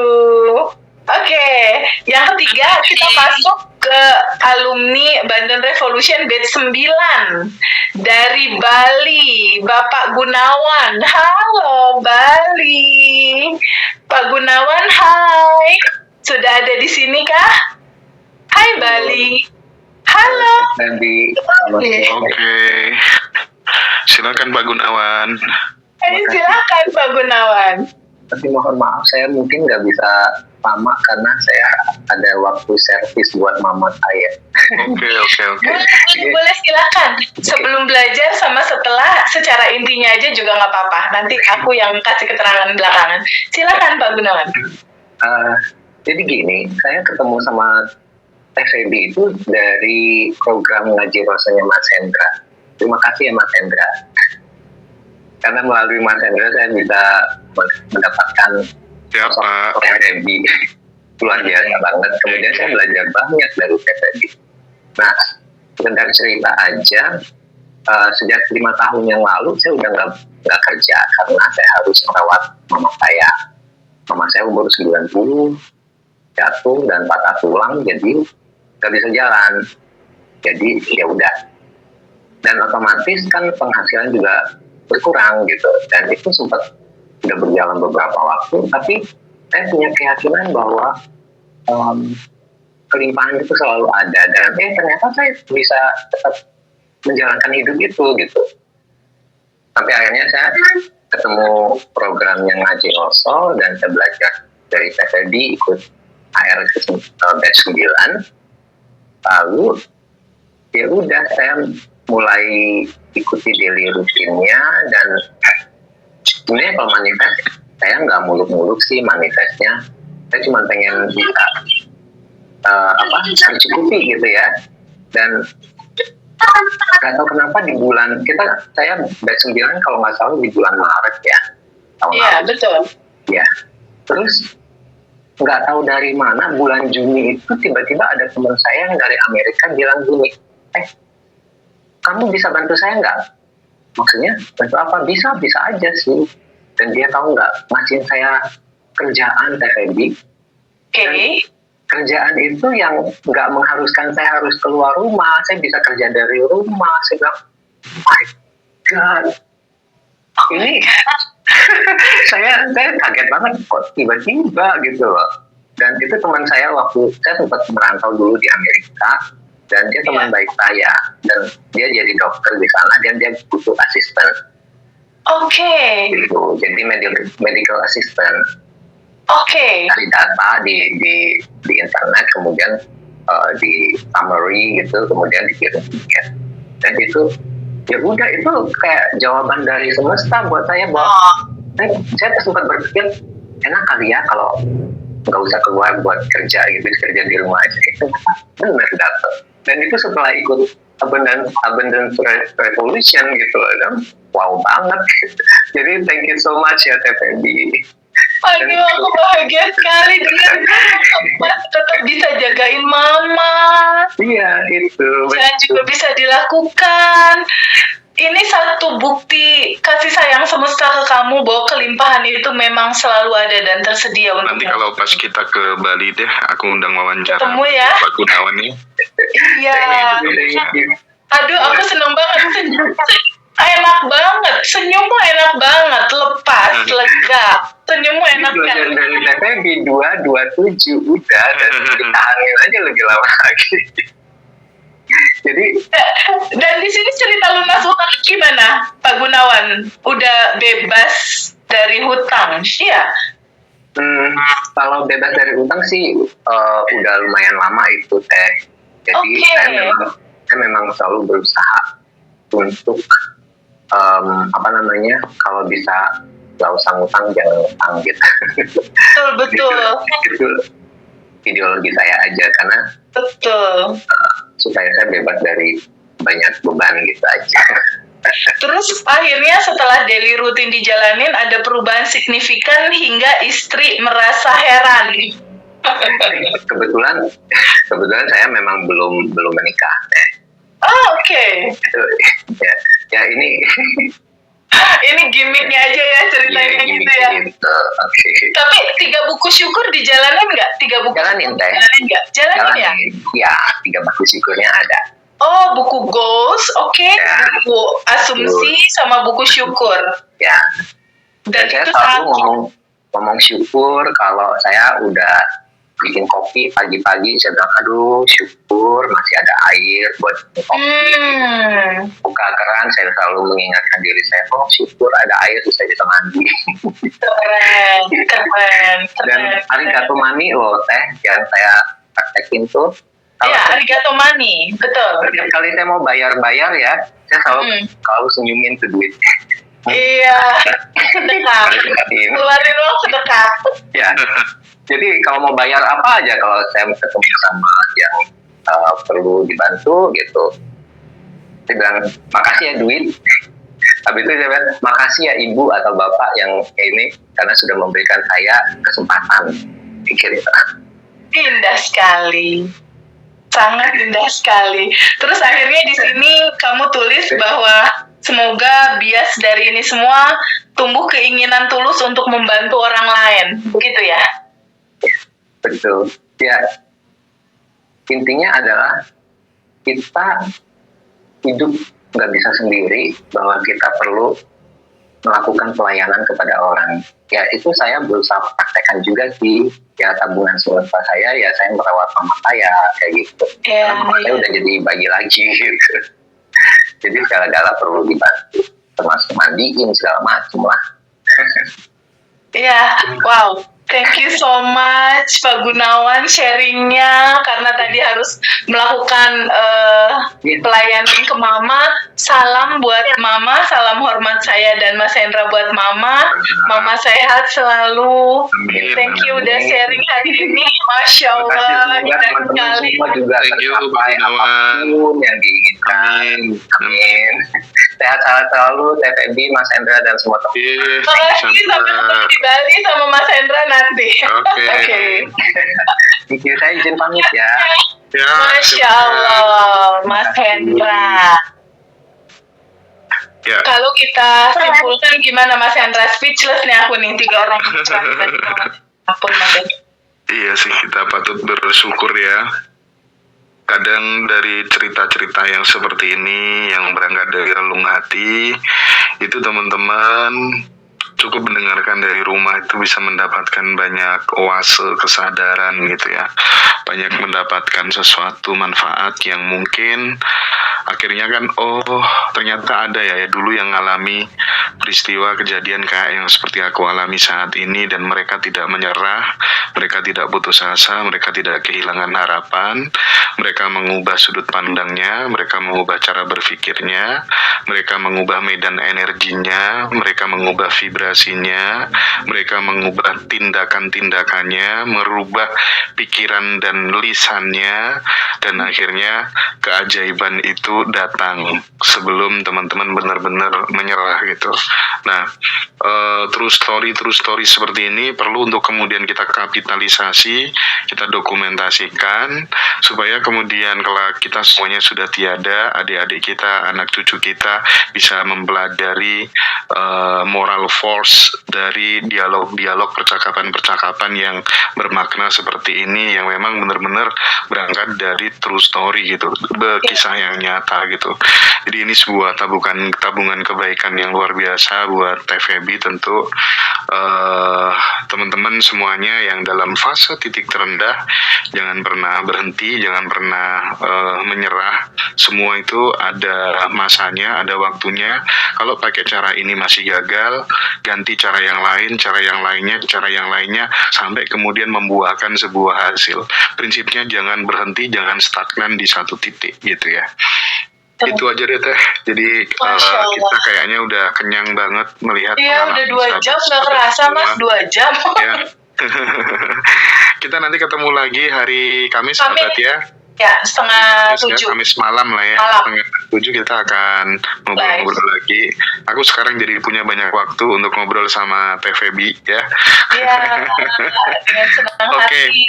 TVB terima kasih banyak ya. TVB Terima kasih jaga teman-teman. kesehatan terus-menerus ya. Oke, thank you, sehat semuanya sahabat ya. Teman-teman. Terima kasih Mas Hendra. Terima kasih TVB. Assalamualaikum warahmatullahi wabarakatuh. Iya, TVB.